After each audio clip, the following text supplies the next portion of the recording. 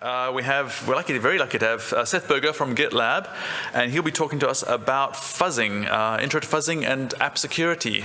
So go ahead, Seth. Thank you.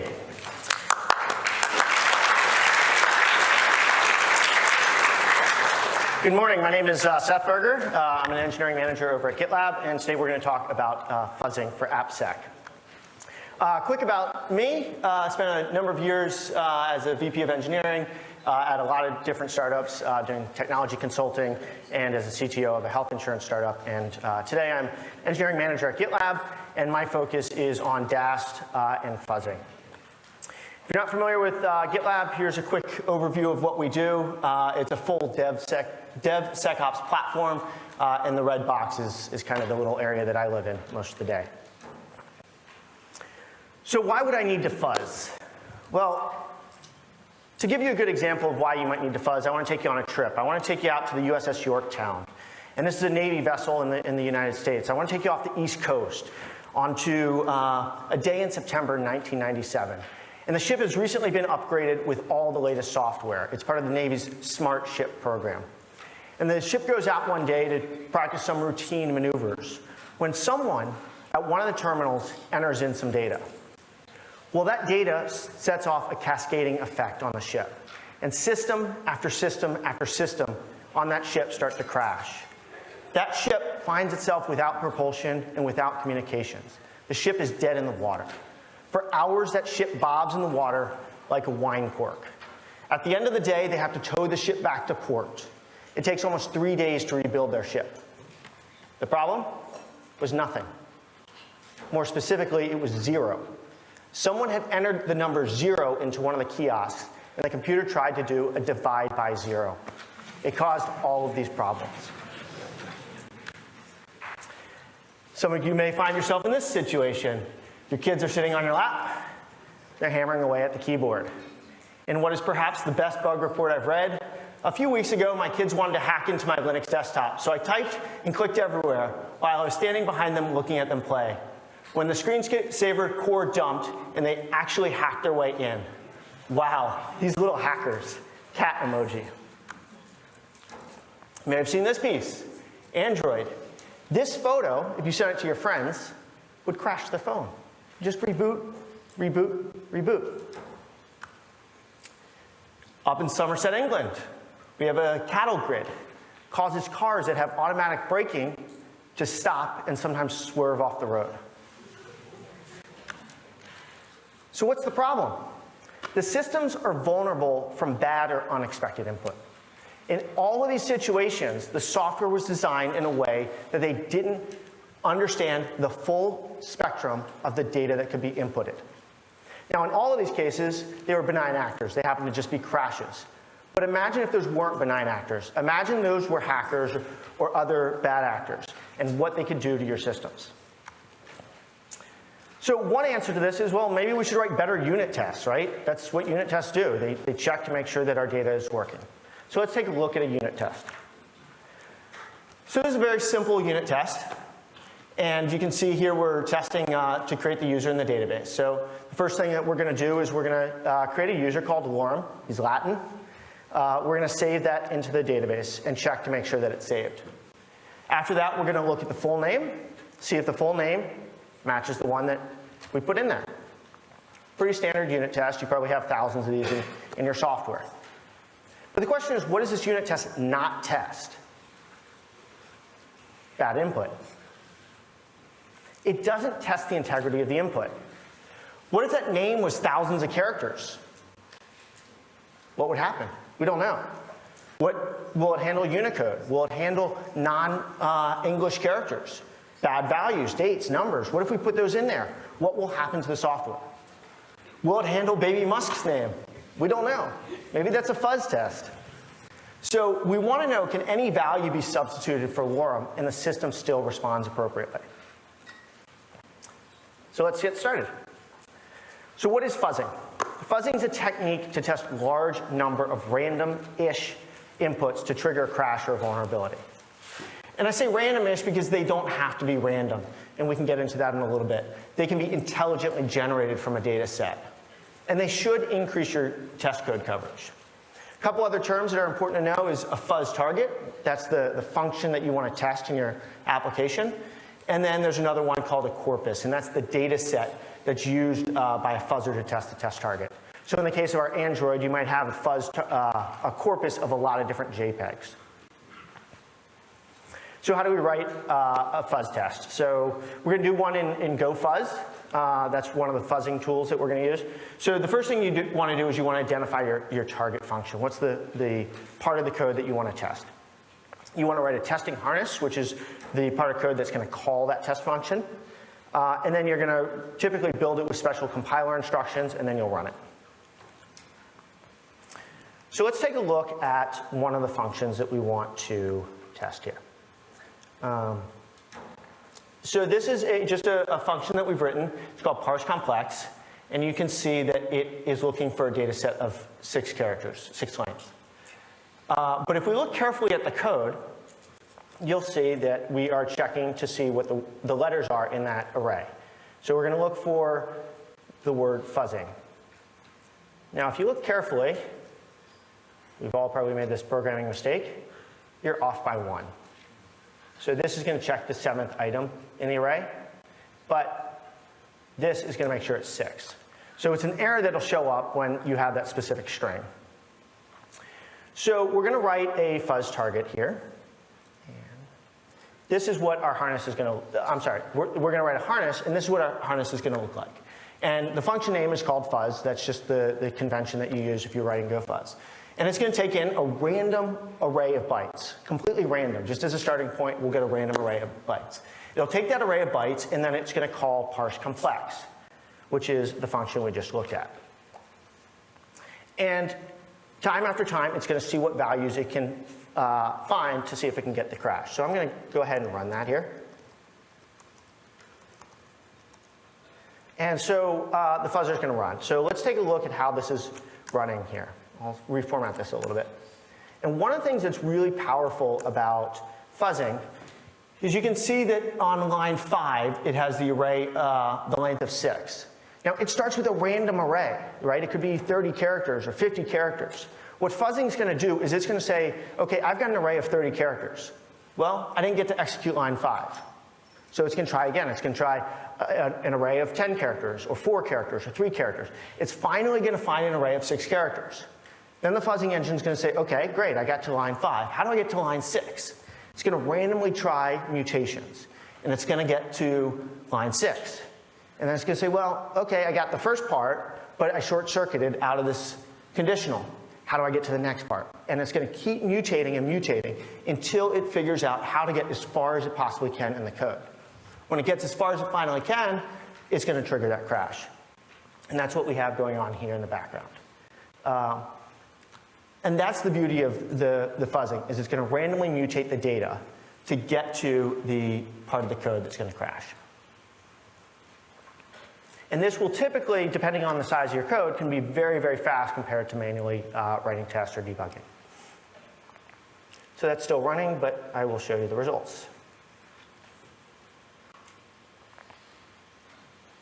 So when the output is done, what you'll see here, this is the output of the fuzzing, is it found the value fuzz. Right down here.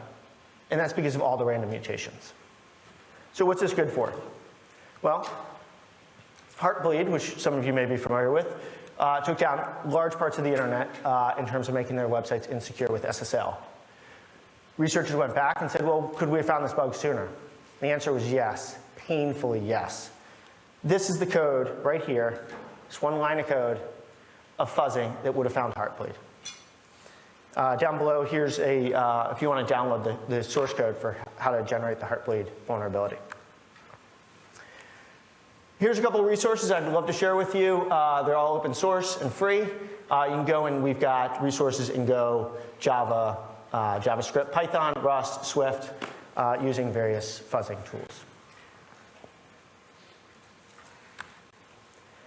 So fuzzing is great for security, but it's more than just security. There's another talk in one of the sessions about how do you get more security into your organization. And one of the things about fuzzing that I highly encourage everyone to think about is fuzzing is more than just a tool for security researchers. It's a different way of thinking about testing. And while it's traditionally used by security researchers, it's something that a lot of your engineers and your software developers should be doing as well. And not all your findings are going to be security issues. They may just be stability issues or other types of bugs in your applications. And fuzzing is also used very, very extensively by a lot of large applications, whether it's Chrome, Firefox, Edge, Bitcoin, of course, and hundreds of others. And I've got a couple of resources here to check out some of the fuzzing repos out there. Now, it's not just binaries that you can fuzz. You can also fuzz web applications. And so this is a lot of fun, particularly if you're a pen tester. Some of you are probably familiar with the OWASP Z attack proxy, so I'll show you a little bit about how to use fuzzing within the Z attack proxy. The Z attack proxy is used typically for pen testing. It allows you to fuzz inputs very quickly and easily. And one of the things that you can do if you're fuzzing a website is you can look for hidden files. One of the speakers this morning talked about dirbuster. I can show you where that's located in there. You can manipulate any value that you're sending to the web server. So whether it's a form field, whether it's a query string, whether it's a hidden field, a cookie, a header, you can fuzz all of those by sending lots of mutations to the server to see what the website's going to respond. And it's an extremely efficient way of testing a lot of values. So let's jump into a demo here. So I've got Zap opened here, and we're going to just start a new session just to clear out everything. And you may have seen this application. It's a good sample application for practicing some hacking techniques. And we'll go over here to the SQL injection. And we're going to just add an entry to our blog here. So we'll say AppSec demo. And we're going to save that blog entry. And you can see that shows up here. If we switch over to our Z attack proxy, which I had set up previously, it's recording all of that traffic. So if we expand here, you can see my post. And the post is posting to this URL. And here's the AppSec demo. Now, one of the things that I'm sure if you've done web application testing is you may say, well, what about a SQL injection attack, right? So that's what we're going to try to fuzz. So we're going to come over here to actually right-click and hit fuzz. And we can select the AppSec demo here. And we're going to add a payload.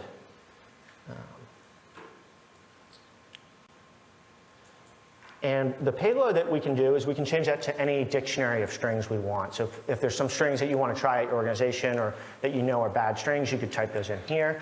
But we're going to go ahead and use one of the predefined set of strings. So there's a SQL injection. And we will just do a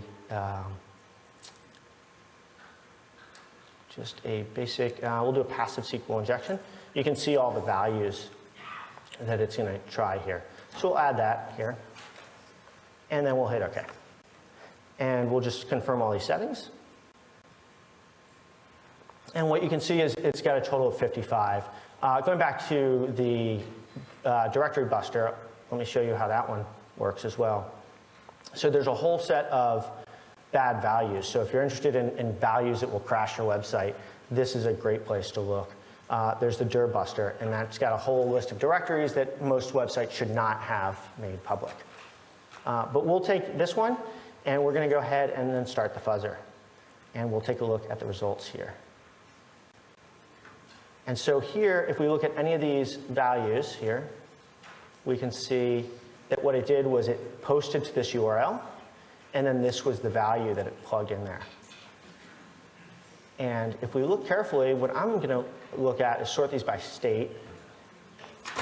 And I'm interested in the ones that they weren't reflected. So if we pull up one of these values here, and let's take a look at the response. And if we scroll down into the response, we may start seeing some SQL errors.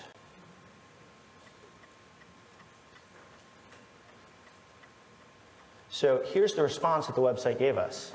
So as you can see, what I did was I plugged in a very benign value initially, found that benign value, fuzzed that value with a dictionary of bad values, and I got this response.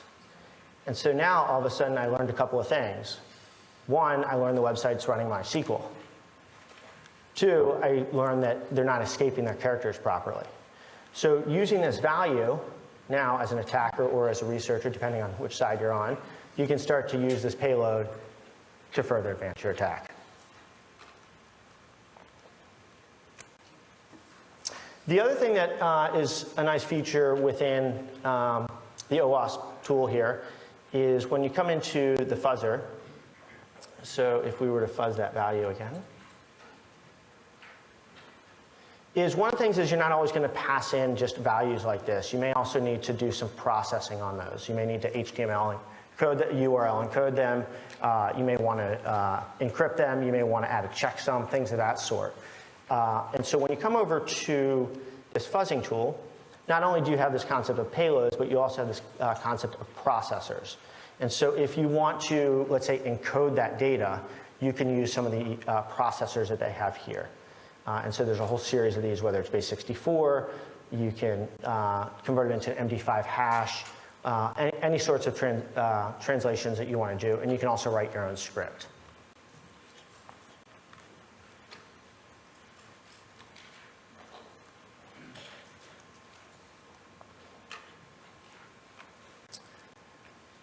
And so that's one of the nice things about the OWASP tool. There is also a way to do this automatically. That's one of the tools that GitLab produces. There's some documentation if you want to see how we do that. It's a commercial tool. That's why I'm not doing a demo of that. But what we do is we will actually do that same process that you just saw, except we'll do that based on a Postman HTML archive file or an open API spec. And we automatically fuzz that document to the server. So fuzzing is a really powerful technique for increasing code coverage, finding new bugs. You can use it for binaries, web applications, web APIs, and it's also not just for security. It's a really good way to increase the amount of code coverage and your unit tests. One of the things at GitLab, and the reason that we are investing very heavily in this, is we believe that it should be a part of your CI tool, so that as you're building your software and as you're thinking about releasing your software, you're running your fuzz tests. And your fuzz tests run particularly against a well-developed corpus to make sure that you don't have any regression bugs. And building up that corpus is a great way of increasing that code coverage so that you've got, you're testing all of those test cases each and every time before you deploy your application. If you're interested in fuzzing, there's a whole list of fuzzing depending on what language you're using. You can pretty much do this in any language. The first one is GoFuzz. That was the first Go example that I had. We have a Python fuzzer, a Java fuzzer, JavaScript fuzzer. There's libfuzzer for your C and C++. There's Google AFL. There's a whole lot of fuzzing toolkits out there. And then fuzzing web APIs, what we walked through that application was the Z8 proxy or the Z attack proxy. And then the commercial tool from GitLab.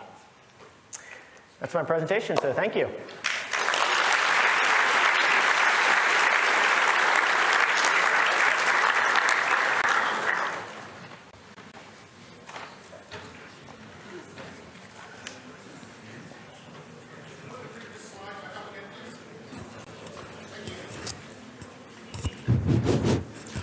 Thank you very much, Seth. That was very good. Do we have any questions? We're a little bit ahead of time, so we've got plenty of time for questions if anyone wants to ask anything, or if there are any questions on the live stream. Thank you, in the back. No. Question at the back there. Do you want to shout, or do you want me to bring you a mic?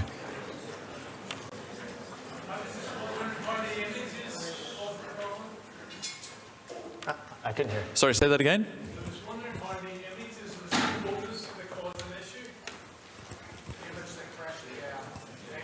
Sorry, I couldn't hear. The image that crashed Android. Oh yes, there is a fuzzer for Android. It's a lot more complicated to set up because of the emulators and connecting to an Android, but there is quite a bit of fuzzing for Android. He was asking what thousands of images crash Android. Oh, how do they? Yeah, so that's a good question. I didn't do more research into the outcome of why that image crashed Android. There were a number of theories on that. But part of the idea was that the color space of that JPEG was too dramatic for Android, and so something with the display driver or something to that effect caused it to crash. JPEGs are a great thing, and there's a lot of bugs related with JPEGs, PDFs, so on and so forth. And what it has to do with is that often there's bad data in there or data that the system's not prepared to handle. And I don't know what the final resolution was on that image.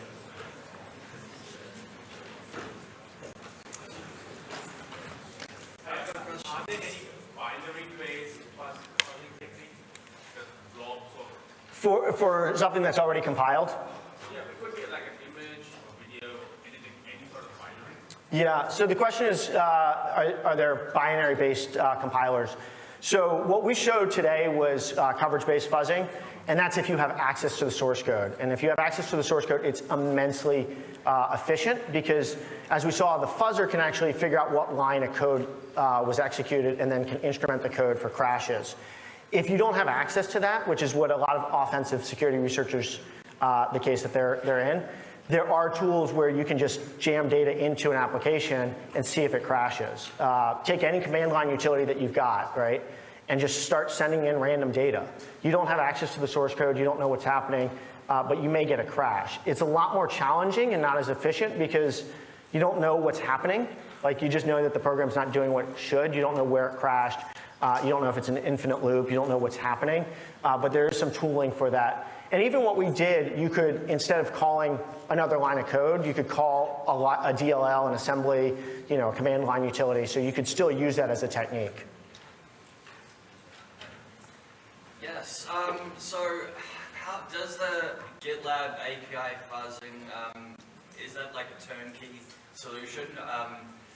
Are there templates there that you can just plug into your GitLab pipeline and it will just work with some Postman requests? Yeah, so the question is with GitLab's web API tool, if it's kind of plug and play.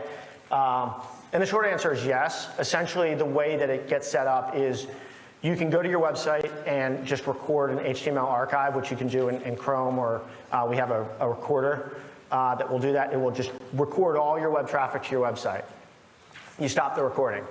You take that recording and you hand that to our web API fuzzing tool, and it will go back and replay that recording. But it's not going to replay the requests that you asked. It's going to replace some of those requests, and then it's going to start mutating them. So if you plug in a username and password, it's going to do username and password. Then it's going to change that password to a SQL injection string like we had, and then it's going to try another mutation. So it's very smart, and it does all of the mutations on itself. Yep.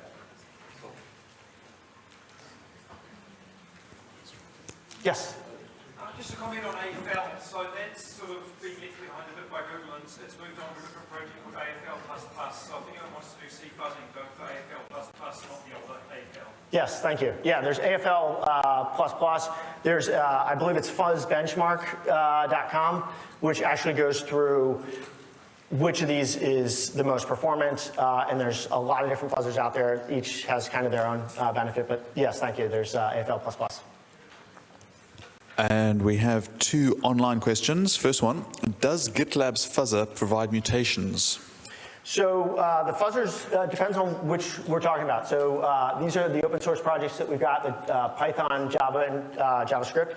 Those do provide mutations. They're much more random based. They're not as sophisticated as something like AFL++.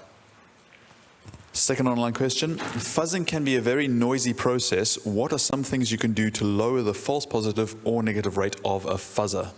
Yeah, so that's one of the biggest challenges is when you're fuzzing, it just generates a lot of crashes. And so some of the techniques that you use is how to bin or how to organize your crashes. That helps sort through those. There are some ways to instrument your code. Mozilla's got some interesting approaches to this of actually adding some metadata to your code that says, hey, fuzzer, just ignore this crash or move on. But it will tend to generate a lot of information that has to get sorted through. Awesome. Thank you again, Seth.